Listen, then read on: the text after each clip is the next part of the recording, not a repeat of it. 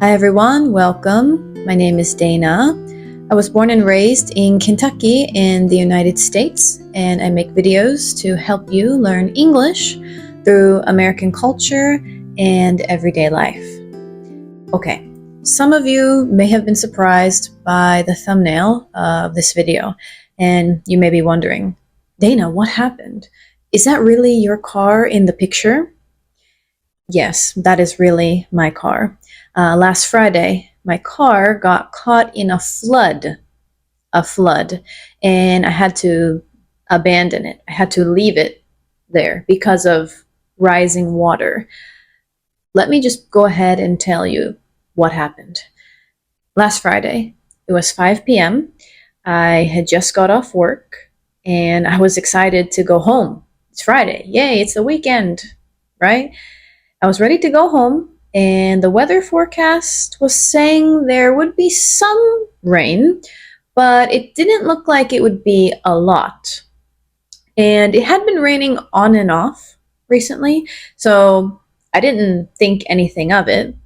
And this is important. There weren't any big warning signs before this all happened.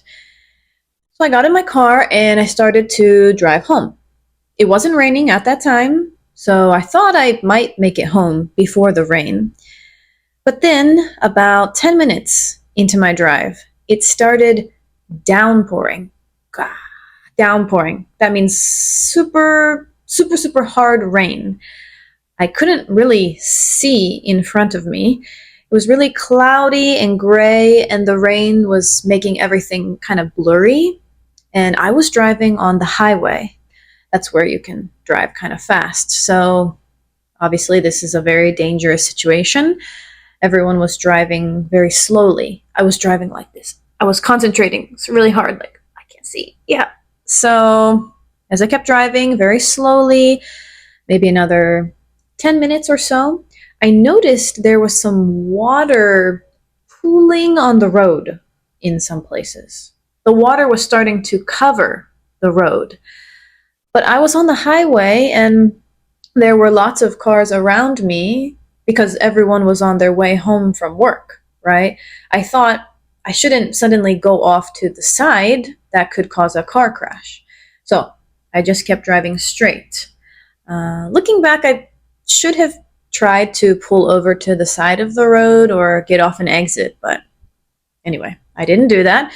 And the lightning was super loud and close. I could see lightning strikes very close to me. That was also really scary. And like I said, 20 minutes ago, it wasn't even raining. How did this much rain fall in just 20 minutes? I don't think anybody was expecting it. That was some of the heaviest rain I've ever seen in my life. So I had been driving for around 30 minutes now, and I was getting close to my apartment. I was off the highway now, thank God.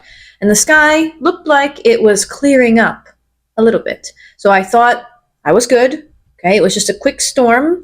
I thought the rain was over, so I stopped feeling nervous. I let my guard down a bit. But it wasn't over. I got off the highway and started driving on a smaller road. Started raining again, downpouring. I couldn't see anything really. So again, I was going really slow. And then I noticed something kind of weird. A couple cars in front of me had stopped and they were turning around. Now, this is where I made a mistake, or I had poor judgment, we can say. I didn't know why these people were turning around, and it was only, I think, 2 cars, so I kept going. Also, keep in mind, I can't really see very well in front of me, so I didn't really know what was going on. I just wanted to go home. But then, as I'm driving, I started to see water coming up pretty high on the sides of my car. Oh gosh. And then my car stopped moving. I kind of felt it go forward a little, and then I started floating. Yes, floating. My tires weren't on the ground anymore. Then I looked down and I saw water starting to come inside my car. At that point, I just listened to my instincts. I grabbed my bag, opened the door, and jumped out of the car into the water. There was water everywhere. It was probably up to my thighs, so not too high. I could still walk through it. Also, that water was disgusting. It was brown and filled with dirt and grass, just disgusting. So I walked through that, and I ran across the street to find cover because it's still raining on me, and I just waited there and called someone to pick me up. Yeah, terrible. Another person also got stuck in the water behind me. It was a woman and her granddaughter, I believe. She ended up waiting in the same area as me, so we were just talking about the situation. It was nice to not be alone, actually. And then another woman kind of drove up in front of me to check on me. She was a complete stranger, and she asked me if I needed a ride or a place to sit. I really appreciated her kindness, so that was another positive moment during the story. But after that, things, I was safe at that point, but things just got crazier. Police and firefighters started coming. I heard sirens all around me. They were checking stopped cars on the street to see if anyone was inside. They were rescuing people. As for my car, well, as of today, I actually don't even know if my car is still working or not. And I'm very sad to say that there was one death from this flooding and several injuries. Compared to that, losing a car is not important. I'm just grateful that my family and I are safe. Okay, so what exactly happened here? What is the point of this story? What I experienced here is a natural disaster called a flash flood. A flood is when water covers land that's normally dry, right? There's way too much rain. And flash means it comes suddenly. So a flash flood is a flood that develops very quickly, usually because of extremely heavy rain. And flash floods are very dangerous because, as I said, when I started driving, the sky was kind of sunny, kind of cloudy, but it didn't look like it was going to rain that much. People were not expecting this amount of rain, so this type of disaster is very difficult to prepare for. So if you're living in the US and you get an alert on your phone that says flash flood, please be very careful. I think the best tip is just to not drive. Don't drive. But if you're unlucky, like me, and it starts flooding while you're driving, I would try to move to higher ground and wait there if you can. That's what I should have done in this situation. So what are some other common natural disasters here in the US? Let's take a quick look.